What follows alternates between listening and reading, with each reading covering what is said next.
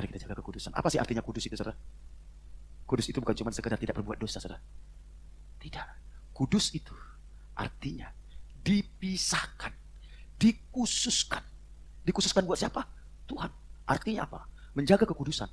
Itu artinya apapun yang saudara pikirkan, apapun yang saudara lakukan, apapun yang saudara rencanakan, apapun itu yang saudara rencanakan itu, semuanya itu saudara koneksikan dengan Tuhan. Khususkan untuk kepentingan Tuhan. Ketika engkau sekolah, alasanmu sekolah supaya Tuhan dimuliakan di sekolah saya. Bagaimana caranya Tuhan dimuliakan? Saya mau Tuhan. Ketika saya bekerja, saya mau di tempat pekerjaan saya, Tuhan dimuliakan. Ketika kita menikah, saya mau di pernikahan saya ini, Tuhan dimuliakan. Itulah dikatakan kuduskanlah Kristus dalam hidupmu. Semua kita koneksikan dengan Tuhan. Ketika itu terjadi, percayalah Tuhan pasti buat perbedaan. Pasti Tuhan buat perbedaan. Baik itu di sekolah, baik itu di rumah tangga, baik itu di pekerjaan, di bisnis, saudara. Daniel, Sadrak, Mesak, Abednego, semua itu mereka lakukan untuk kepentingan Tuhan. Tuhan kasih mereka anugerah 10 kali lebih cerdas dari semua orang cerdas. Bukan cuma sekedar orang cerdas, tapi ilmu jampi-jampi, saudara. Dari dukun-dukun, mereka lebih cerdas dari dukun-dukun. Makanya saya bilang, saya tidak percaya dengan orang pintar. Bukan karena mereka yang pintar, kita yang bego, saudara. Harusnya kita lebih cerdas dari orang pintar, amin. Ini ayatnya. Daniel satu-satunya orang yang bisa mengartikan mimpi raja, saudara. Nanti saudara baca itu, saudara. Sampai suatu saat akhirnya raja bermimpi, saudara. Bermimpi, saudara.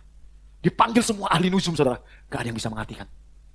Tapi dikatakan di ayat 17 Daniel 2. Kemudian pulanglah Daniel memberitahukan hal itu kepada Hanaya, Misael, Asyara, teman-temannya dengan maksud supaya mereka memohon kasih sayang kepada Allah semesta langit mengenai rahasia supaya Daniel dan teman-temannya jangan dilenyapkan bersama dengan orang-orang bijaksana lain di Babel. Maka rahasia itu disingkapkan kepada Daniel dalam satu penglihatan malam. Lalu Daniel memuji Allah sebentar. Jadi gini, suatu saat raja ini mimpi, saudara. Dia bingung, saudara. Kok gak ngerti artinya? Dipanggil ahli nujum, gak ada yang bisa mengerti. Ngamuk ini raja, saudara. Itu dibinasakan para ahli nujum, saudara. Akhirnya dipanggillah Daniel. Dia bilang, kalau kamu gak bisa jawab, gak bisa mengerti arti mimpiku, kamu dan teman-temanmu saya binasakan, katanya. Waduh, ini Daniel akhirnya diajak temannya, anggota kesannya, saudara. Anggota kesannya cuma ada 3. Siapa, saudara?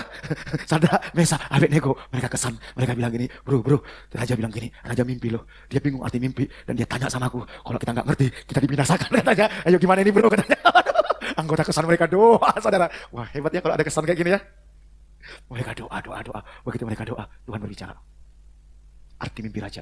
Dan betul itu artinya. Dan raja senang. Akhirnya Daniel nanti diangkat, saudara. Dipromosikan oleh Tuhan. Halo, cara Tuhan mengangkat kita gampang. Orang lain ketakutan, kita doakan, ketakutannya hilang, Tuhan promosikan kita. Saya bilang gini sama jemaat pernah. Kira-kira membuat gereja ini jemaatnya 5.000 gampang gak bagi Tuhan? Gampang gak? Kalau Tuhan mau, satu orang mati di Tulungagung, kita doakan bangkit. Gereja ini penuh gak, saudara? Penuh gak, saudara? Penuh. Satu orang aja yang mati kita doakan bangkit, saudara. Saya yakin, heboh. Cuman masalah waktu. Mengangkat hidup kita itu gampang bagi Tuhan. Yusuf malam ini masih di penjara, besok sudah duduk di istana. Jaga kekudusan kita.